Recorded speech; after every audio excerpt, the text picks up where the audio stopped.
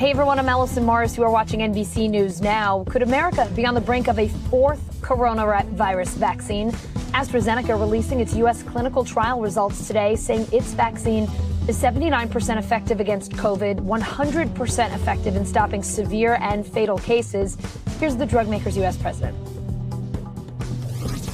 The plan is to file in the first half of April for the emergency use authorization. And of course, then it's in the hands of the FDA how fast they can decide about the approval and assume that the approval will take place in a fast way. We hope to deliver 30 million doses instantly after the EUA for Americans to get vaccinated. Overseas, Europe is fighting a third COVID wave. France, Poland, and Ukraine all tightening their coronavirus restrictions over the weekend, with Germany now expected to extend its nationwide lockdown into April. Here in the U.S., Michigan is dealing with its own COVID surge. Cases there climbing since the end of February. Nationwide, we're now averaging around 50,000 new infections a day, according to our own NBC News data. Meanwhile, Miami Beach, Florida, dealing with a surge in tourists. City leaders voting yesterday to extend an 8 p.m. curfew to crack down on massive spring break crowds. NBC News correspondent Carrie Sanders explains how those crowds got so out of control. Allison, the curfew will now go on for the next 3 weeks here on Miami Beach. But today, Monday, no curfew. Ocean Boulevard that you can see here, Ocean Drive, wide open, people enjoying the day. The curfew will go into effect on each Thursday, Friday, Saturday, Sunday, starting at 8, rolling around to 6 a.m. the next morning. So that'll roll into Monday morning. And the real goal of that is to prevent what we have seen happen over the weekend. Take a look at some of these images. Large crowds, in some case unruly crowds. Police here since February report that they've arrested more than 900 people, confiscated more than 80 weapons. The mayor and city commissioner said, look, we have a problem here. We have to resolve it. And about the only way we can stop it at this point is to establish the curfew. This is what the mayor had to say. This really isn't it's not fair to call it spring break. These aren't college kids. It's not sort of, the kind of college behavior that we've seen and people think of. It's really much more than that. It's enormous amounts of crowds. There are very few other true destinations open. And so we're getting the brunt of it because they're all coming here. As you can imagine, some of those who are here on spring break, those who have spent their money to come down. And remember, you would normally say spring break, college kids, but in this case, there are just as many people showing up here who are in their mid-20s, even their 30s. They're not college kids, but they have been cooped up inside their homes in other states. Florida has relatively lax COVID protocols, and so they have come here to sort of let loose. And now they're being told, at least through Thursday to early Monday morning, that there's not going to be any nightlife. There's not going to be a party. And many of them are not happy. Not cool. We're not even getting our money's worth. When was the last time you went to bed at 8 p.m.? I mean, I was like, it's been a very long time. And then you have the business owners here in this entertainment district who have survived, luckily, the pandemic, because it's been hard enough with the pandemic. But now they're worried that with this shutdown, the opportunity to make back some of the money that they had lost is lost to them because folks won't be going out to restaurants. They have to close. Bars have to close. And they are not happy as well. Allison? Michigan moving into phase 2 of its vaccination plan today. Residents 50 and over and people 16 and over with disabilities or medical conditions now qualify. Cases and hospitalizations in the state have all been on the rise this month. The big concern now, spreading variants. NBC News Now correspondent Maura Barrett joins us live from Henry Ford Hospital in Detroit. Maura, you've been talking with doctors there about the increase in cases. Where are they seeing the biggest spikes and what do they think's to blame? Well, Allison, specifically, we're seeing the biggest spikes in the southeastern portion of the state, but also at schools. One of the doctors here pointing out to me that the biggest increases they've seen are in that younger population aged from 10 up to 30. So that's obviously very concerning as there's been this major push to get students back to school in person. The governor also now mandating that anybody playing school sports, student athletes, get tested before they go to practice or play in games. But like you said, it comes down to a few different reasons, variants being one of them. I spoke with a clinical medical director here at Henry Ford Health Systems and asked him where exactly this surge is coming from. Take a listen. The variant virus is at the present time spreading, and that we know that Michigan is one of the hotbeds for that variant virus. So we believe this is contributing to some. There have been some easing off or some of the restrictions that we've had before, between schools, between restaurants, bars, people being out. So there is no question that these might have contributed to some of this increase. Dr. Mankara saying Michigan is a hotbed for those variants because second only to Florida, Michigan is really high in numbers when it comes to the B117 variant. That's the UK variant. They've also seen the South African variant here as well. And so those cases are more contagious and can be more serious when it comes to those hospitalizations. More than 1,300 people hospitalized across the state. That number skyrocketing over the last 2 weeks here at the Henry Ford Health System, doubling just over the last 2 weeks. So doctors increasingly concerned, but Dr. Mankara is saying, yes, this is a bump, but because we know how to handle COVID and we know how to tackle some of the treatments, he doesn't think it's going to be another full-blown surge. Allison. Maura, Michigan expanding vaccine eligibility today. How many people have already gotten shots in the state? And what are state officials saying about the race to get people vaccinated before those COVID variants spread even more? So about 3.6 million people in the state already having at least one dose of the vaccine. That means about 25% of the population. So they're on track, but these doctors really emphasizing how important it is to get an increase of supply to the state. They're working on expanding their mass vaccination sites. I spoke with one of the leaders of the vaccine efforts here at Henry Ford. He actually noted that this health system participated and led the Moderna and the J&J trials. And so he's hoping that access to the community so they know how comfortable the doctors are here with the vaccine will just instill more confidence in the vaccine. But I spoke with him about how important it is for people to get it given the variants. Here's some of our conversation. We do work right now is the only way out of this pandemic and to be able to help curb it. All vaccines have been shown to have activity against different strains and variants, and it really is the only way to end this pandemic. It sounds repetitive because we've been talking about this so much, but vaccine hesitancy is still an issue. The lack of supply, something that still is affecting a lot of states like Michigan, though this doctor did note that they're seeing an increase in supply week over week, and they're feeling very optimistic and confident about expanded access, like you mentioned at the top here, as well as overall availability. Maura, I understand a mass vaccination site is opening up at Ford Field, the home of the Detroit Lions, on Wednesday. How many people can that handle a day? What's the plan there? Right, this is huge for Detroit. Specifically, Dr. Musalem actually, right after we spoke, headed over to Ford Field to tour the site, and he was incredibly thrilled to say that they're going to be able to give 6,000 people a day vaccines there, and it's going to be in play for about 8 weeks. More than 100,000 people have already registered and are starting to make appointments. It'll be run by FEMA. And so this is just another example of as supply is increasing, these mass vaccination sites, getting them up and rolling is just going to be able to make the whole process more efficient, especially the presence of these variants in states like Michigan, where we're seeing the rise. The only way that people can stay protected, Allison. All right, Maura Barrett in Detroit. Thank you so much. Dr. Fauci talking about AstraZeneca's new trial results today.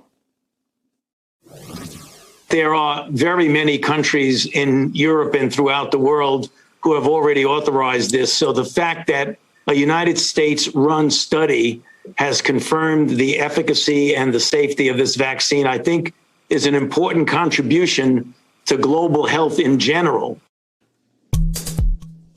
Let's bring in NBC News senior medical correspondent Dr. John Torres. All right, Dr. John, AstraZeneca saying its vaccine 79% effective against COVID, 100% effective against severe illness and hospitalizations. I'd love your take on those results.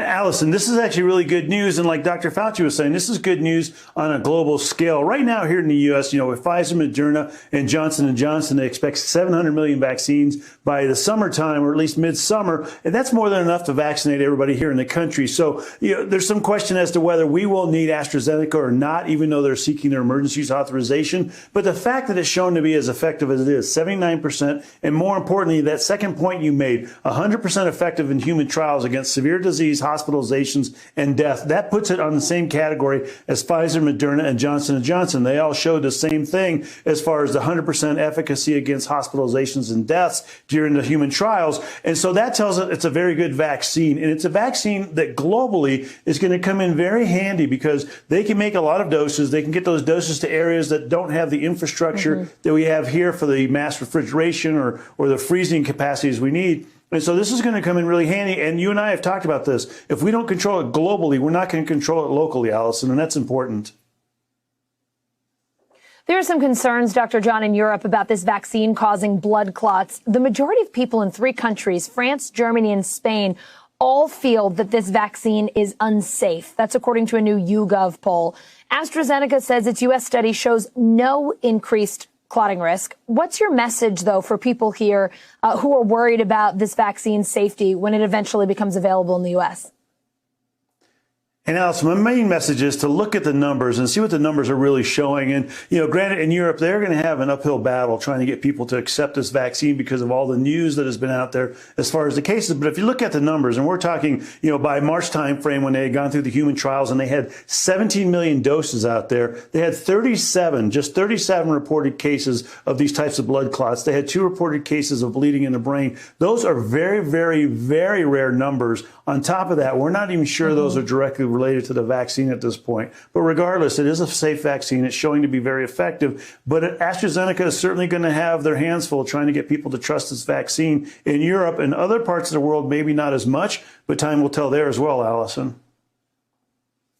Dr. John, let's talk about what we saw in Miami over the weekend, those throngs of spring breakers. I had to hold my breath when we were watching that video because it just made me so nervous. How worried are you that something like this could turn into a potential super spreader event and that these people could bring COVID back home with them when they leave and spread out across the country?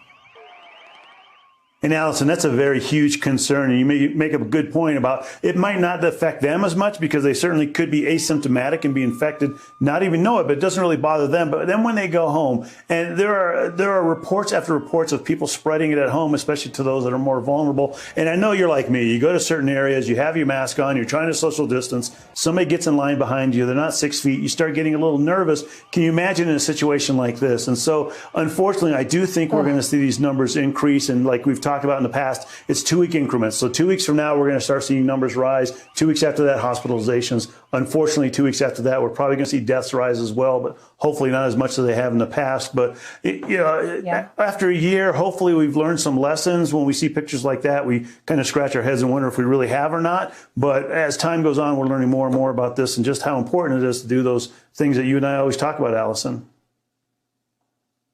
Yeah, Dr. John, you see that and you just feel like, oh my gosh, we're so close. Just hang on. We're almost there. If we could all just be careful a little while longer. I know it's been tough on everybody. Some states are easing restrictions as the weather starts to get warmer. Springtime is here now.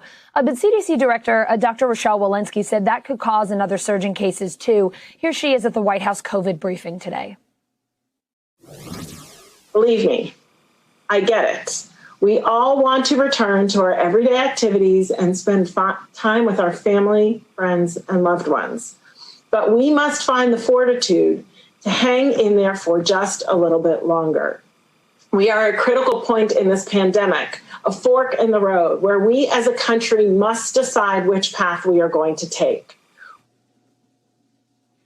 Dr. John, what are some of your biggest concerns COVID related as we are in this first full week of spring? What are the things that, again, you're sort of holding your breath saying, I hope people aren't doing this. We need to really be careful. And Allison, my biggest concern is kind of a repeat of what happened in the fall. We were starting to make some headway. We were talking about light at the end of the tunnel. And then people went on the holiday vacations and holiday trips, which we knew would happen. And it came back, and all of a sudden we were seeing 300,000 cases a day. Hospitalizations were up, deaths were up. And now we're starting to see that light at the end of the tunnel again. We're down to, below 50,000 cases a day. We certainly have more room to move even further down. But with these things happening and states opening up, rolling back restrictions, I think people are going to get the message, hey, I can do what I want to do. I don't need to wear a mask or social distance. And the one point I do want to make, Allison, is just because the states are rolling back restrictions, just because the states are loosening mandates, doesn't mean that you shouldn't wear a mask, does not mean you should not social distance. You still need to do those things. Yeah. What the states instead are saying is it's up to you. We're not going to mandate it. So you have to do it on your own, Allison.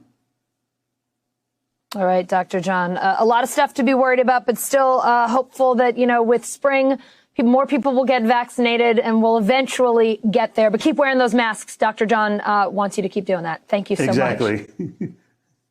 You bet. Let's check in with NBC News Now correspondent Simone Boyce. She's got the latest headlines from NBCnews.com. Hi, Simone. Hey, Allison, today we are going to start with some news out of D.C. The Supreme Court agreeing to hear federal prosecutors' appeal to reinstate the death penalty for Boston Marathon bomber Johar Tsarnaev. Oral arguments in Tsarnaev's case are expected to take place in the fall. Well, the TSA is saying it screened more than 1.5 million people for the first time since March 2020. U.S. air travel demand was still down 30% compared to pre-COVID-19 levels, and international and business travel still remains slow. Well, if you thought former President Donald Trump would stay off of social media for long, think again. That's because he's planning to launch his own social media platform. A senior advisor told Fox News Sunday that the platform would, quote, completely redefine the game, but no further details were provided. Trump was suspended from Twitter, Facebook, and other sites following the Capitol riot. Well, Jeep debuting a new all-electric version of its iconic Wrangler SUV today. The Wrangler Magneto is still a concept vehicle, meaning you won't be able to ride one off the lot just yet. Now, Jeep will offer some form of electrification going forward, but hasn't confirmed an all-electric Wrangler just yet. Allison, that'll do it for me for right now. I'll send it back to you and see you in a little bit. Oh, this Jeep owner very into that, Simone. Thank you so much.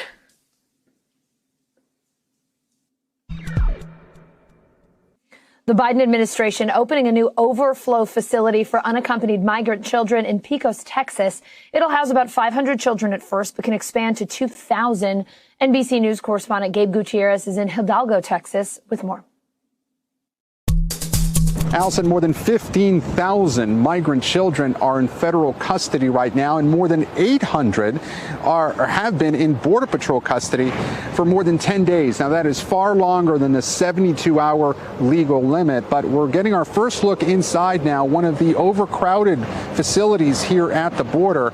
We're getting pictures released by the office of Congressman Henry Cuellar, who tells us that he's sharing these pictures because he wants to draw attention to the situation here at the border. He says that he has not been inside the facility himself, but that the pictures were taken over the weekend. Now, we did reach out to both the Department of Homeland Security and Customs and Border Protection, and we have not heard back about these photos specifically, but the agencies did not dispute their authenticity. Now, the congressman says that he was told that in these pictures you can see several pods. Now, each of those pods has a capacity of about 260 people, but according to the congressman, at least one of the pods had more than 400 unaccompanied migrant children. So if you look at the pictures, this is something that we have seen before inside these facilities, but the crowding of these is more extensive than many folks have seen when they've toured these before. That you see children in those Mylar blankets as they're being processed. A bipartisan group of senators also toured border facilities on Friday over in El Paso, and Senator Chris Murphy of Connecticut said that he was struck by a 13-year-old girl that was sobbing uncontrollably, didn't know what would be happen next, and that hundreds of children were packed into open rooms in that facility that he saw in El Paso. Paso.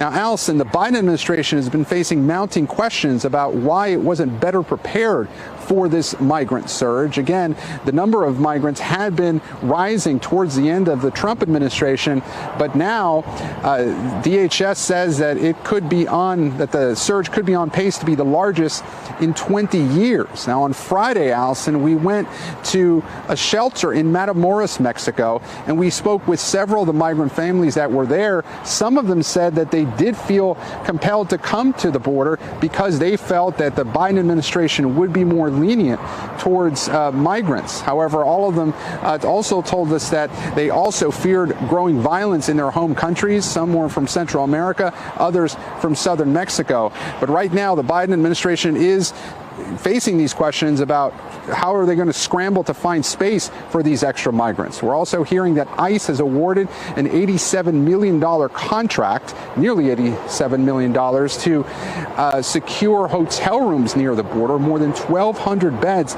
in order to deal with this ongoing surge. But again, Allison, more than 800 unaccompanied migrant children right now have been in Border Patrol custody for longer than 10 days. That is far beyond the 3-day legal limit. Allison? Customs and Border Protection agents now releasing adult migrants and families from custody before they have a court date. They were authorized to start doing that on Saturday, according to an internal document obtained by NBC News. NBC News correspondent Julia Ainsley broke this story. She's with me now. So, Julia, why is CBP releasing migrants without court dates? What's happening here? Well, it's all to try to get migrants out of these facilities as quickly as possible, because as you just saw from Gabe's reporting, they're really overcrowded. And those overcrowded conditions have an effect on the unaccompanied children, and they can't really see unaccompanied children. I mean, by law, we have to take care of them. They have to at least be in U.S. custody before they're transferred to HHS and then paired with families who can take care of them. But right now, they are stuck in these facilities that are so overcrowded, and they're trying to alleviate some of the adults. Now, why are the adults there at all? For people who have been following this very closely and listened to what the Homeland Security Secretary has said, he said, we're only allowing in unaccompanied children, no families, no adults. But because Mexico has stopped taking back so many of those, particularly the families, they are coming into the United States. As we know, over 1,500 families, people who came here as part of a family, entered just yesterday, and only about 180 of those people were sent back. So in order to alleviate this crowding, they're releasing them without a court date. That is highly unusual. Usually, if an immigrant is released and not sent to ICE detention to await their court date, they have what's called an NTA. That's a notice to appear in court before an immigration judge. And they are very tied to that date. There are people who follow up with them. Sometimes they have an ankle monitor. There's a lot of tracking to make sure that these immigrants show up for their court dates. In this case, we're hearing that some immigrants gave their contact information. We're told that CBP will contact them within 30 days. Other immigrants said that they just left with identifying papers that they were told to show to a police officer if they were ever stopped in traffic. But otherwise, they have no idea how the U.S. government will ever reach them to tell them where and when to show up for court. Wow. Julia, we know Border Patrol is really struggling to keep up with this surge of migrants. It's the biggest we've seen in about 2 decades. So what is the latest on this situation at the border? Yes, and I will say it's on track to be the biggest we've seen in 2 decades, because we expect the numbers to go up through the spring. But as far as we look at daily numbers, there have been over 4,800 children in Border Patrol custody as of yesterday. We're looking at about 600 children being apprehended by Border Patrol. Like I said, over 1,800 families. This is a big surge. Just in the Rio Grande Valley last week alone, they got past 10,000 apprehensions, which is the epicenter of this overcrowding that we're talking about. And that is why these border agents in the Rio Grande Valley have been given this authority to use their discretion and to release migrants without court dates. And one of the criteria that can be met, one of many that they could see is happening and release them, is just if they are at 100% of capacity. Well, Rio Grande Valley, because of those apprehensions, they're over 700% capacity, Allison. So not only is this happening now, it's hard to see when this policy might stop. Yeah. Julia, President Biden is saying that he plans to travel to the southern border at some point. Do we have any idea when he might make that trip? And what else is he saying today about the border crisis? Well, he's not committing yet to when he might go, but we're hearing more about the commitment from this administration to try to do more to alleviate overcrowding, and that they talk about kind of the short-term solutions, trying to create more beds for these children. As we see, they're starting to release some of the adult migrants, and they're also talking more about these long-term solutions, which is the ability to try to process children in their home countries before they ever come here. But the message they keep sending is the border is closed. The problem is, when you look at the numbers and you look at people who are being released without court dates, it's hard to continue to have that message. Yeah, it certainly is. Julia, thank you so much. Exclusive reporting once again on this really important issue in our country. Thank you. Thanks. Right now, there is not enough evidence to build a federal hate crime case in the deadly spa shootings in Georgia, according to federal officials. A gunman killed 8 people there last week, 6 of them Asian women. NBC News correspondent Kathy Park joining me now from Atlanta. So, Kathy, where is this investigation right now? What's the latest today? So, Allison, we are kind of in this wait-and-see mode. Local and state law enforcement agencies are taking the lead on this investigation. And right now, we haven't received any updates since just a couple of days ago when Atlanta police said nothing was off the table. Meanwhile, federal officials say there isn't concrete evidence right now to move forward with a federal hate crime case against a suspect, but they are obviously ready and willing to help local officials if there is new information that comes to light. Allison. Kathy, what are you hearing from the Asian American community in Atlanta? What would they like to see in this case? Well, Allison, I can tell you this community is in a lot of pain. They are hurting. I spoke to a lot of people here over the last several days, and there is this elevated level of fear and anxiety. Obviously, these tragedies come in the wake of a spate of crimes against Asians all across the country.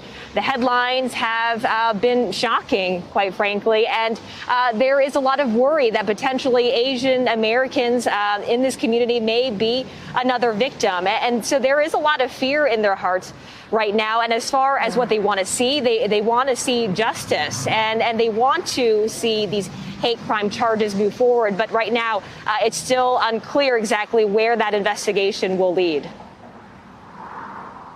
Kathy, we saw people across the country rallying in support of the Asian American community over the weekend. Tell us more. This has become a national movement to end the hate and the violence against Asians. And these rallies, which stretched from Atlanta to San Francisco, Chicago, even Pittsburgh, we saw actor Sandra Oh make an appearance there with a very passionate speech. And these events have really served as a space, a safe space for Asian Americans to share their pain, their stories of racism and discrimination. I spoke with one woman yesterday, Ann Johns, who said she is half Korean, half white, and she identifies with both cultures, but she has received dirty looks. She is fearful just being outside right now, and her family members are telling her to be careful, don't walk out alone. So these are some of the stories that I am hearing. These voices have been elevated and amplified, quite frankly, by politicians, celebrities, and advocates who are saying enough is enough. This has to stop. Yeah, enough certainly is enough. Kathy Park in Atlanta. Thank you so very much. Some of the rioters in the deadly January attack on the U.S. Capitol could face rarely used sedition charges. Michael Sherwin, who's been leading the Justice Department's investigation, telling 60 Minutes last night that the evidence likely meets the bar for conspiring to overthrow the government. I personally believe the evidence is trending towards that and probably meets those elements. Do you anticipate sedition charges against some of these suspects? I believe the facts do support those charges. And I think that as we go forward, more facts will support that, Scott. NBC News Justice correspondent Pete Williams joining me now. Pete, one of the last sedition cases in this country was over a decade ago. Why does Sherman feel these charges are appropriate here and now? What else did he say?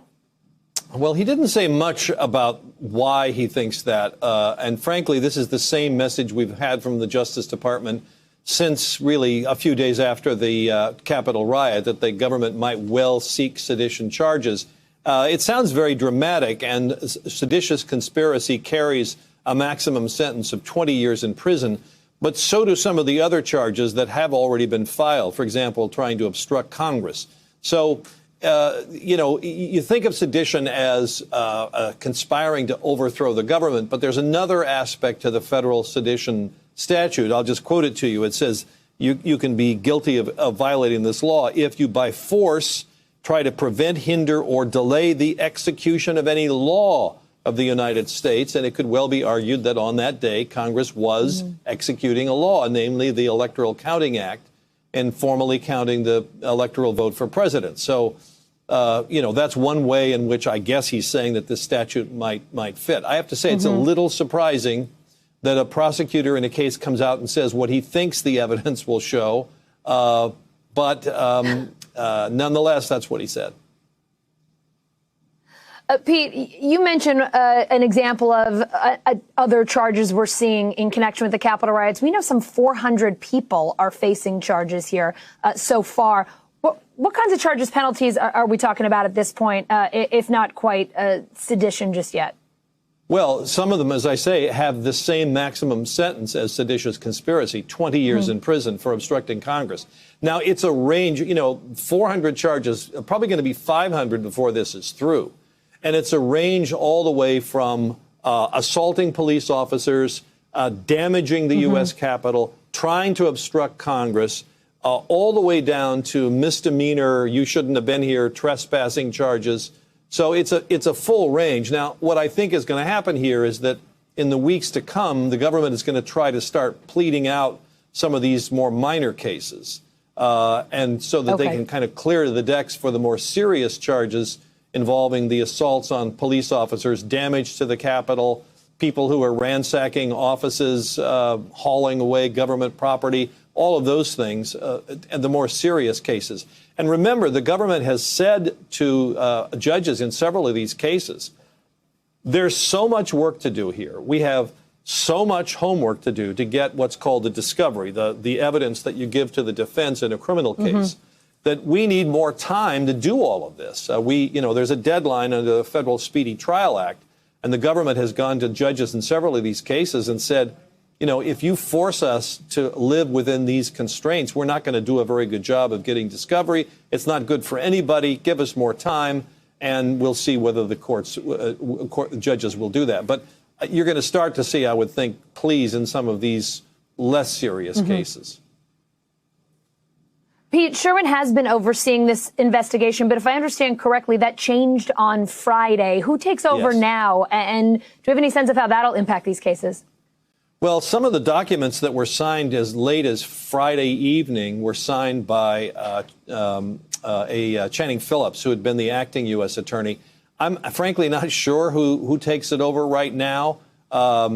We haven't had an announcement yet of an acting U.S. attorney for the district that I know of. But, there's career prosecutors that are running it. There's also the head of the National Security and Criminal Divisions within Main Justice that can oversee this. So, the work isn't going to stop. Pete, in a separate story today, we got some news over at the Supreme Court agreeing today to consider whether to reinstate the Boston Marathon bomber's death sentence. What can you tell us about this particular case? So this was Johar Tsarnaev, remember, accused of planting a bomb along with his brother near the finish line of the Boston Marathon race in 2013.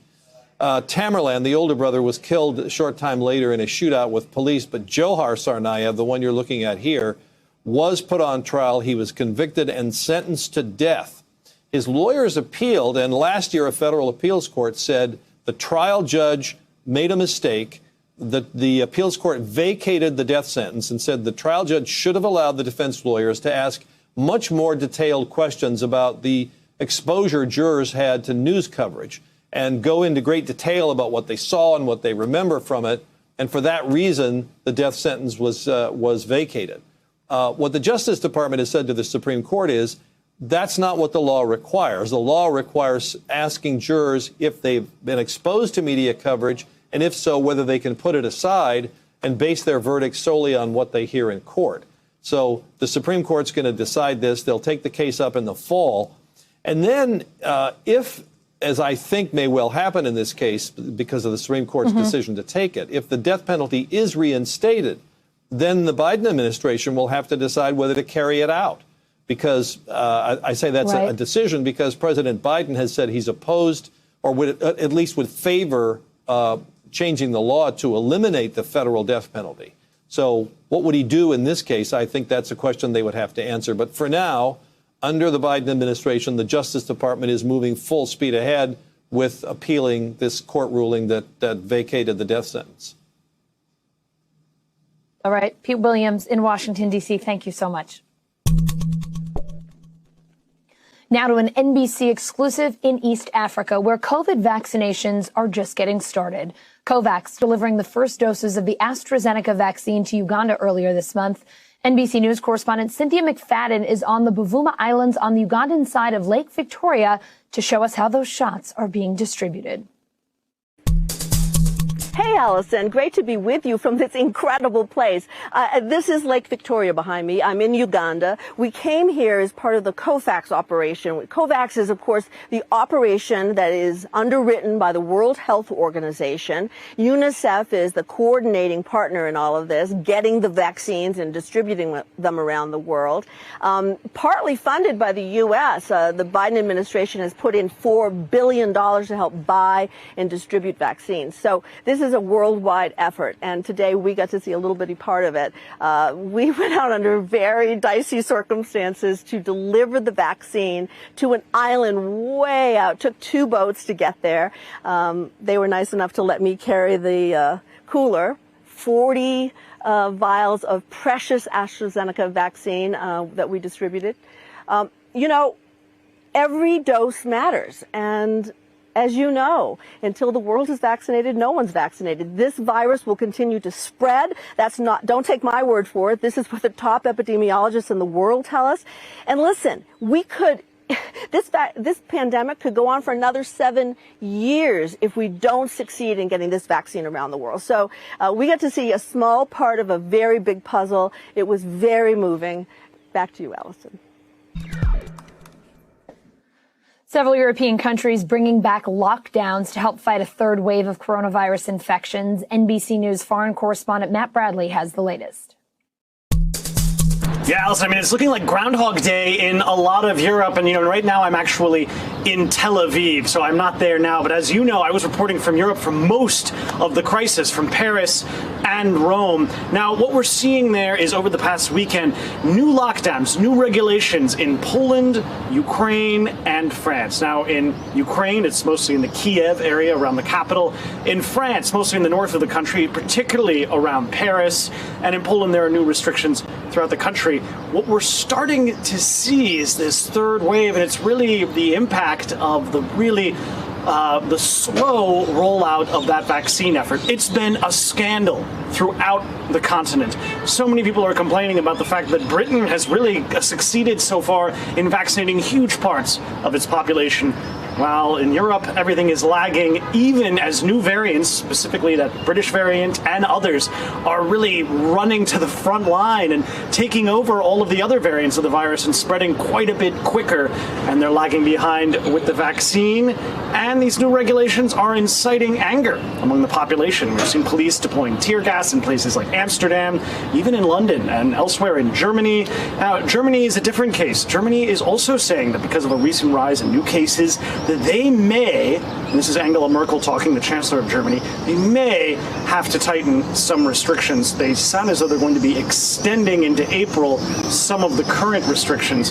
All of this is a really bad sign, especially since, Allison, it really doesn't look like people are going to be abiding by this. The level of anger on the streets, the fact that a lot of these restrictions seem rather sort of ad hoc. They don't necessarily seem to be targeting all businesses the same. This is causing a lot of anger, and that's going to persist until that vaccine effort can get rolling, which brings me to why I am where I am right now. Tel Aviv. which is a glimpse of the future. This is one of the most successful vaccine rollouts in the world, and it's showing up in the numbers of new cases. And it really is back to normal here. A lot of people are walking around. I'm actually isolating right now in an Airbnb over downtown Tel Aviv. But the fact is that once this vaccine rollout gets going, things can get back to normal. That's exactly what's happening here, and that's exactly why the lack of a vaccine and that new surge in cases is such a scandal throughout Europe. Over the last year, more Americans have turned to alcohol to cope with the stress of the pandemic, creating some serious health concerns like a spike in liver disease. NBC News correspondent Katie Beck has more. This used to be the bar in the house.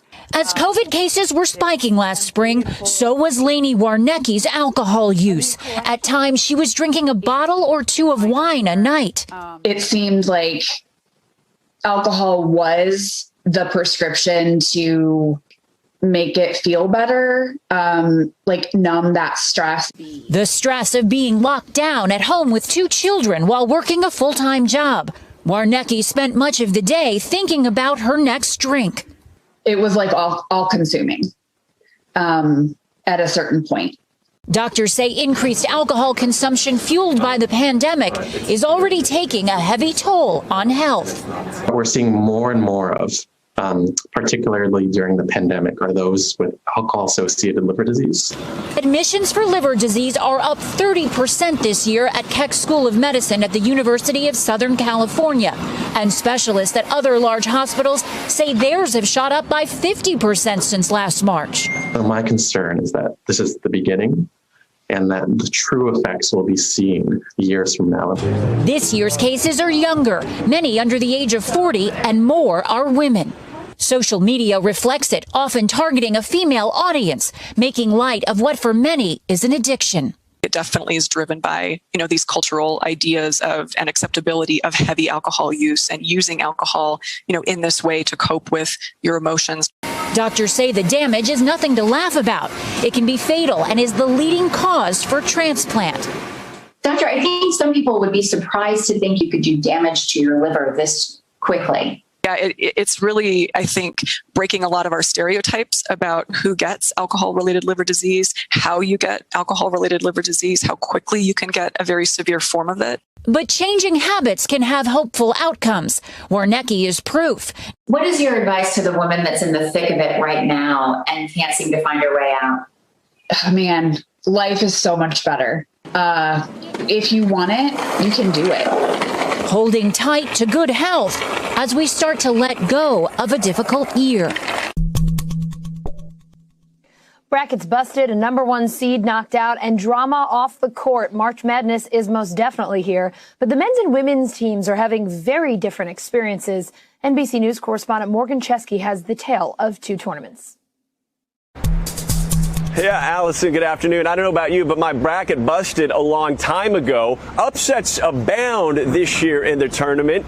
But despite all of the excitement surrounding those games, COVID-19 still proving to be a real issue. March Madness in full swing, already dashing dreams of the perfect bracket. The upset makers are history makers. 15-seed Oral Roberts continuing their improbable run, knocking off Florida to advance to the Sweet 16. Believe the unbelievable. 14th-seeded Abilene Christian stunning #3 Texas. Junior forward Joe Pleasant unfazed by the pressure, sinking a pair of last-second free throws. And on Sunday, #8 Loyola toppling top-seeded Illinois 71-58, carrying out 101-year-old Sister Jean's game plan to a T. Men's games are being played in venues in and around Indianapolis. Women's scattered in San Antonio. Off the court, the NCAA also playing defense. That was a miss. That was a communication operational miss. The NCAA forced to respond after University of Oregon basketball player Sedona Prince called out the organization with this video. So for the NCAA March Madness, the biggest tournament in college basketball for women, this is our weight room. Let me show y'all the men's weight room. By Saturday, the NCAA sharing the new setup for the women. Prince thanking everyone who helped. Guess what, guys? We got a weight room, yeah! But on the other end of social media, Ohio State forward E.J. Liddell saying he's received death threats after missing a late free throw in his team's opening round loss to Oral Roberts. I've never done anything to harm anyone, and I don't see why anybody would want to harm me just by me playing a game that I love. With quarantine and testing procedures in place, COVID still posing challenges. VCU exiting the tournament before a Saturday night matchup with Oregon. In a statement, head coach Mike Rhodes saying, "We've been tested every day for the past 3 weeks, but within the past 48 hours, we've received multiple positive tests." From heartbreak to heart-stopping moments as college basketball's crown jewel carries on. And one of the Cinderella stories everyone loves this year is 8th-seeded Loyola toppling the top-seeded Fighting Illinois yesterday. And in a very cool pregame moment, Loyola superfan Sister Jean somehow found a way to weave in a bit of a scouting report in her pregame prayer, telling the team that they had a chance to convert rebounds as the Illinois players made 50% of their layups, 30% of three-pointers. Allison, we'll send it back to you. The college application process changing in the last year. Because of the pandemic, students don't have access to traditional out-of-class experiences, things like clubs or sports. And college admissions officers have been forced to think outside the box when reviewing their applications. Take a listen to what a few of them had to say. We normally go through about average 60 applications every day. 50 applications. 100 applications. This is my 17th year reading applications, and personally I'll say it's of all the things that I get to do as an admissions officer, it's the one that brings the most angst because I know what families and students have done to put together their application. We had to be a little bit more nuanced in looking at how students who might not have had access to traditional out-of-class experiences like sports or volunteerism in clubs, maybe internships, we had to reframe that and look at how students were immediately participating in their environment. We are talking about pass-fail grades, the tough transition to online learning, the tough transition coming back to class. I can't expect a student to have classes that aren't available to them. What has happened over the past year with the pandemic, lockdowns, schools being closed, is out of their control, and we totally understand that. We are being really thoughtful as to how these changes impacted students and are absolutely bringing these conversations with us into the application review. The biggest pushback we got this year is obviously being test optional and families, students asking us, do you truly mean that? We said test optional, we mean test optional, you are going to be competitive even if you don't submit those test scores. We're able to read contextually so that we don't miss an opportunity to be a good advocate for a student without that element. Last spring, when we saw that students were having a difficult time accessing standardized tests for college, we knew we needed to be responsive. We didn't want students to take us off their list just because they thought they had to have a test to apply to the university. It's been really challenging this year to make sure that we're still connecting with students in the same way that we would when we normally are doing in-person visits, in-person meetings. We know that the process of selecting a college is a highly emotional one, but is one that is very experientially based.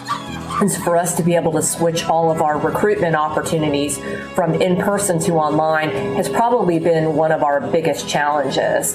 That said, it's also been one of the greatest equalizers. This year, we have seen interest from students all over the nation and the world, and they've interacted with us online through various virtual events that I'm not sure we would have had the opportunity to do pre-pandemic. What I try to tell families is that there's very little that you can control in the college application process. What you need to really focus on is what you can control, and that is investing in your education, right? Investing in the courses that you're taking, making sure that they're the most rigorous that you're able to take and can handle given the offerings at your school, and then be invested and committed and dedicated to some key activities. Trust that the college is going to be looking at factors that are about them, but for the right student, the right fit, those students are still going to be admitted, even in an era of pandemic. Hey, NBC News viewers, thanks for checking out our YouTube channel. Subscribe by clicking on that button down here and click on any of the videos over here to watch the latest interviews, show highlights, and digital exclusives. Thanks for watching.